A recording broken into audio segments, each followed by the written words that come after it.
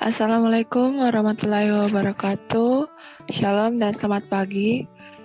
Kami dari kelompok 8 akan mempresentasikan hasil percobaan kami, yaitu percobaan hukum Ohm.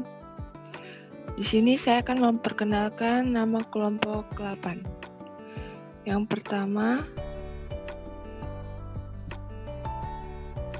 pertama ada Nidia Kusnifatul Jana.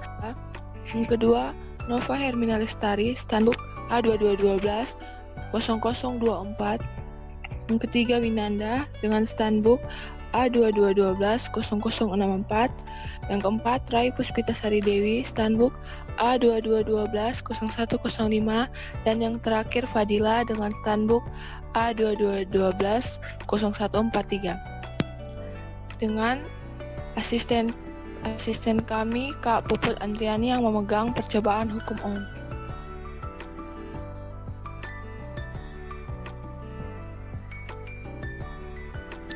Selanjutnya, di sini kami akan mempresentasikan materi kami, dan presentasi pertama akan dimulai dengan teman saya, yaitu Fadila. Yang pertamanya itu tujuan internasional umum. Memahami asas-asas fisika tentang kelistrikan. Asas-asas fisika tentang kelistrikan yaitu yang pertama, terdapat dua jenis muatan listrik, yaitu muatan positif dan muatan negatif. Yang kedua, muatan positif ada pada inti atom, sedangkan muatan negatif ada pada elektron. Yang ketiga yaitu elektron dapat berpindah dari satu atom ke atom lain, sedangkan inti tidak dapat pindah. Yang keempat yaitu atom-atom penghantar atau konduktor memiliki elektron-elektron bebas yang sangat mudah berpindah dari satu tempat ke tempat lain di dalam penghantar itu. Yang kelima yaitu muatan listrik dapat bergerak atau mengalir jika ada beberapa potensial atau tegangan. Agar terjadi arus listrik pada suatu penghantar, maka ujung-ujung kawat penghantar itu harus dibuat berbeda potensinya. Ujung yang satu potensialnya harus lebih tinggi daripada ujung yang lain. Beda potensial yaitu menyebabkan terjadinya arus listrik, sering disebut dengan tegangan listrik.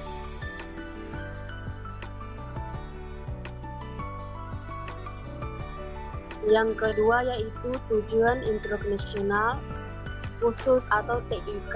A. Menunjukkan hubungan antara benda potensial, kuat arus, dan hambatan pada sebuah rangkaian.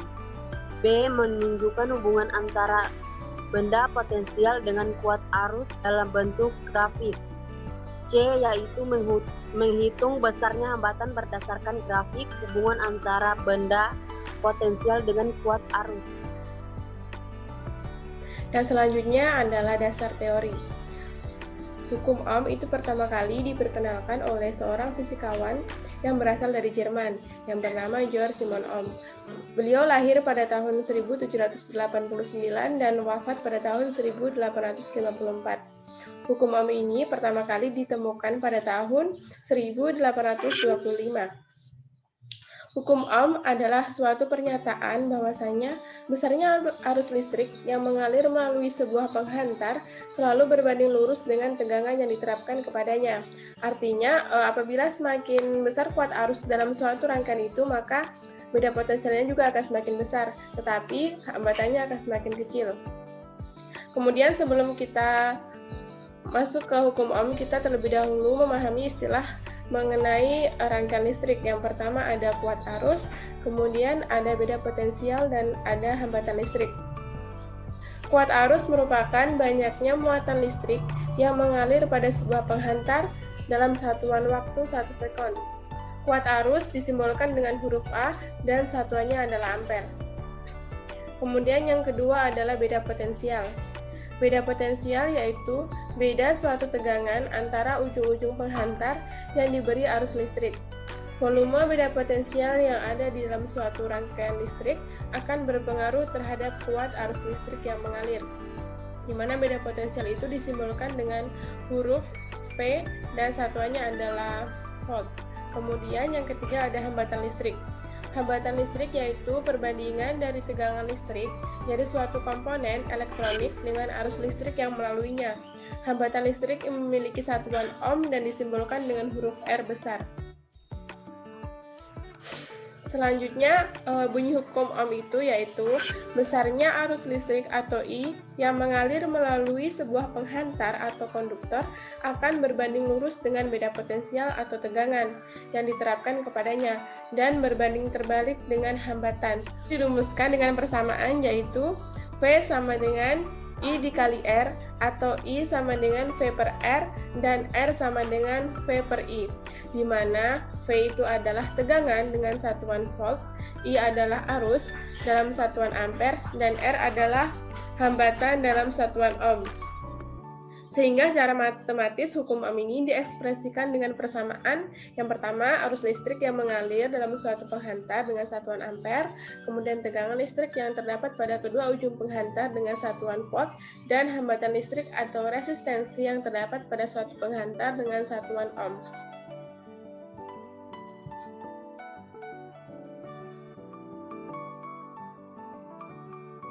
Selanjutnya alat dan bahan. Alat dan bahan yang pertama, laptop, notebook, atau PC. Laptop digunakan pada saat kita akan mengakses aplikasi simulasi pad atau virtual background. Digunakan agar kita dapat melakukan praktek hukum Ohm dimanapun dan kapanpun. Apalagi sekarang terhalang dengan jarak, jadi kita dapat mengakses atau melakukan percobaan dimanapun dan kapanpun. Yang ketiga, pena ballpoint. Pena ballpoint digunakan untuk kita menulis hasil yang telah kita peroleh. Yang keempat, lembar kertas. Lembar kertas digunakan sama seperti berkaitan dengan pena ballpoint. Mereka satu, yaitu untuk menulis.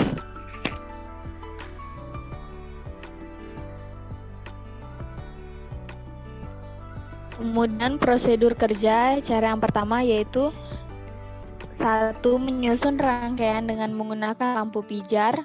Yang kedua, mengatur besar sumber tegangan-tegangan baterai sebesar 50 volt.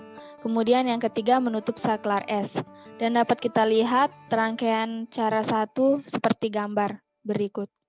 Kemudian yang keempat itu mengubah besar nilai resistor 6 kali dan mencatat penunjukan nilai amperemeter dan voltmeter ke dalam tabel berikut yang sudah disediakan. Kemudian menghitung hambatan pada lampu atau R1, R3, dan menghitung daya lampu menurut persamaan 2. Kemudian yang keenam, membuat grafik hubungan antara V dan I. Kemudian yang ketujuh, membuat kesimpulan berdasarkan hasil pengamatan.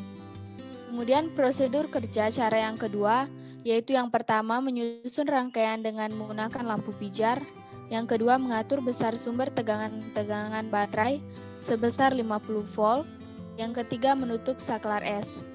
Dan dapat kita lihat rangkaian cara yang kedua seperti gambar berikut. Kemudian yang keempat, mengubah besar nilai resistor sebanyak 6 kali serta mencatat penunjukan nilai amperemeter dan voltmeter ke dalam tabel yang sudah disediakan. Kemudian yang kelima, menghitung hambatan pada lampu R1 sesuai dengan persamaan 4 dan menghitung daya lampu menurut persamaan 2. Kemudian yang keenam, membuat grafik hubungan V dan I. Yang ketujuh, membuat kesimpulan berdasarkan hasil pengamatan.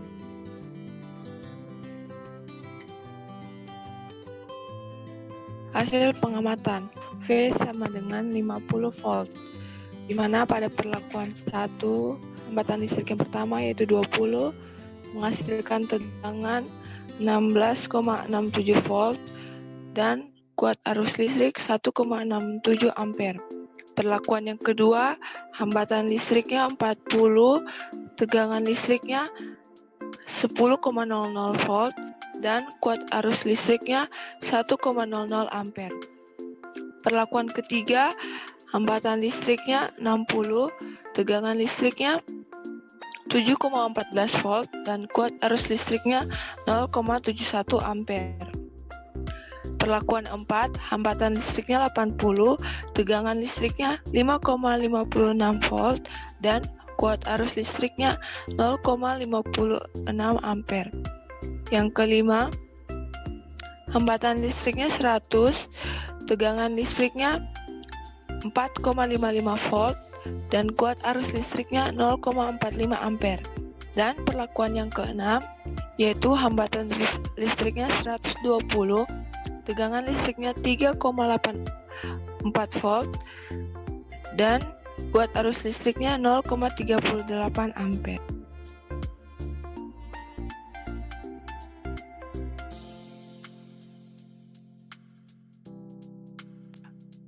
Selanjutnya masuk pada bagian analisa data, yaitu menghitung hambatan pada lampu RL.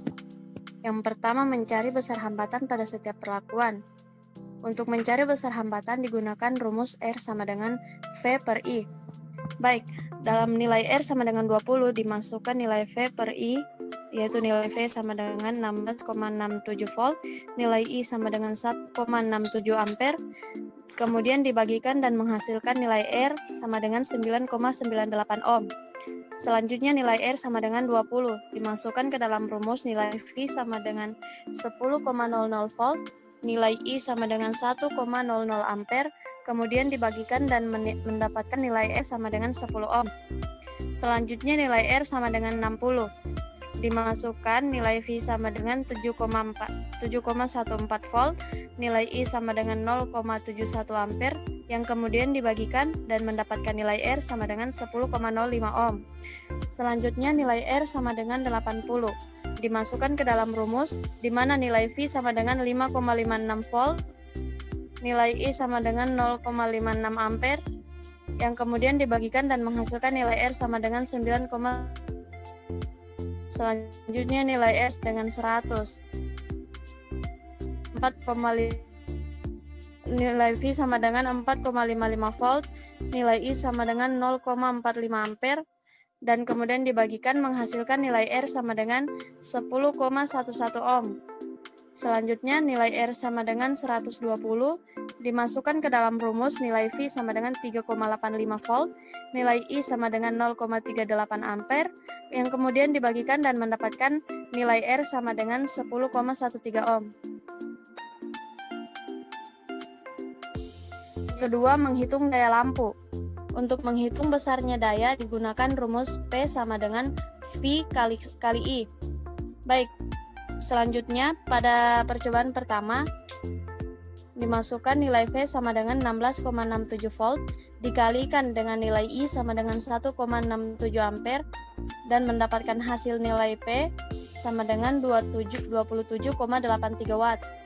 Pada yang kedua dimasukkan nilai V sama dengan 10,00 volt, nilai I sama dengan 1,00 ampere, yang kemudian dikalikan dan mendapatkan nilai V sama dengan 10 watt. Terus yang ketiga, nilai V sama dengan 7,41 volt, nilai I sama dengan 0,71 ampere, yang kemudian dikalikan dan mendapatkan nilai P sama dengan 5,26 watt. Dan yang keempat, nilai V sama dengan 5,56 volt, nilai I sama dengan 0,56 ampere, yang kemudian dikalikan dan menghasilkan nilai P sama dengan 3,11 watt. Kemudian yang kelima, nilai V sama dengan 4,55 volt, nilai I sama dengan 0,45 ampere, yang kemudian dikalikan dan mendapatkan hasil P sama dengan 2,047 watt. Yang keenam, nilai V sama dengan 3,85 volt, nilai I sama dengan 0,38 ampere, yang kemudian dikalikan dan menghasilkan nilai P sama dengan 1,46 watt.